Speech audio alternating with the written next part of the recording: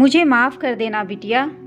विवाह के इतने वर्षों बाद भी निर्मला की कोख सूनी थी, मगर गोद नहीं। तीनों देवरों के सारे बच्चे निर्मला को अपनी बड़ी माँ मानते थे और कोख से जन्म देने वाली माँ को दूसरी। परिवार के सारे बच्चों की वह बड़ी माँ थी।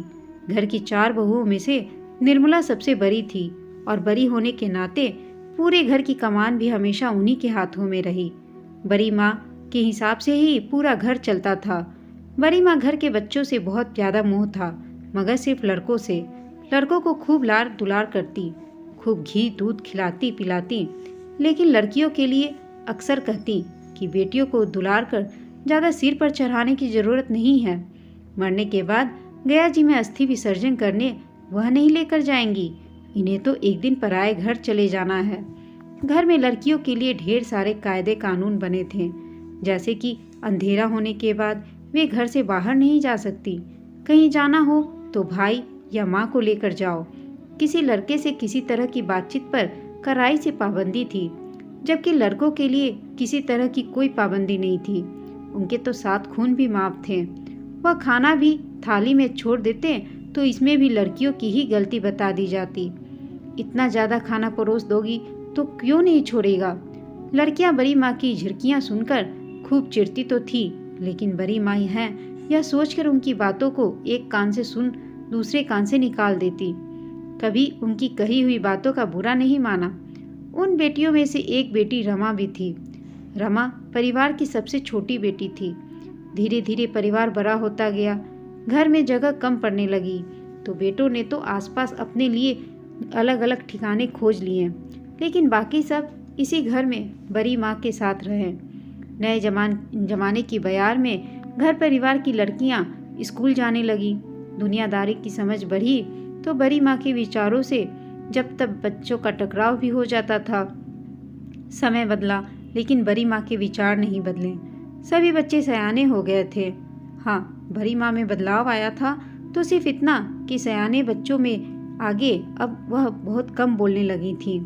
परिवार के बड़े बेटा बेटियों का विवाह होते होते बड़ी माँ 65 वर्ष की हो गई थी। बेटे बहुओं को देखकर बड़ी माँ की खुशी का ठिकाना न था। उन्हें खूब ढेर सारा आशीष देती और अपना कलेजा ठंडा करती। परिवार की सबसे छोटी बेटी रमा का भी रिश्ता कर दिया था।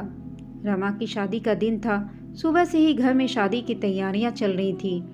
बड़ी माँ घर की नई बहुओं से शादी की रस्में बता कर संपन्न करवा रही थी। शाम ढलने पर बारात लड़की वालों के द्वार पर पहुंची तो वधू पक्ष ने बारातियों का शानो शौकत के साथ भव्य स्वागत किया।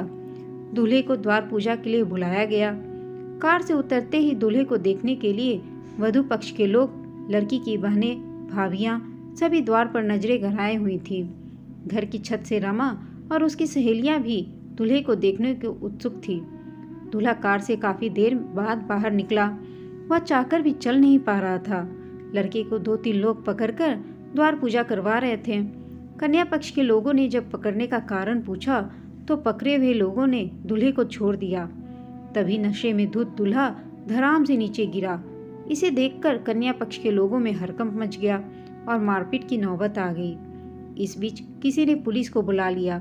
लड़की वालों ने शादी से इनकार कर दिया और पुलिस की मौजूदगी में वर वधू पक्ष में सहमति बनने के बाद ये शादी रोक दी गई और बगैर विवाह के बारात वापस लौट गई। दुल्हन बनी रमा की शादी नहीं हो पाई। जिस दिन से बारात दरवाजे से वापस लौटी तब से ही बड़ी माँ को रमा का रहना बहुत अखरने लगा था। कभी कभी तो ताना भी मारती कि मायके में रहने वाली बेटी को भाई भाभीयों से हमेशा दबकर रहना पड़ता है। एक बार बारात वापस लौट जाए तो दूसरी जगह रिश्ता होना भी आसान नहीं है। उदास रमा कुछ न बोलती। एक सुबह की बात है, बड़ी माँ पूजा पाठ करने के बाद गौ माता को रोटी खिला रही थी कि अचानक उनके शरीर के दाहिने हिस्से ने काम करना बंद कर दिया। आनन फानन में उन्हें अस्पताल लेकर पहुंचा गया। डॉक्टर ने बताया कि इनके आधे शरीर में लकवा मार गया है। इलाज लंबा चलेगा, इनकी सेवा करनी होगी, इन्हें घर में ही रखिए।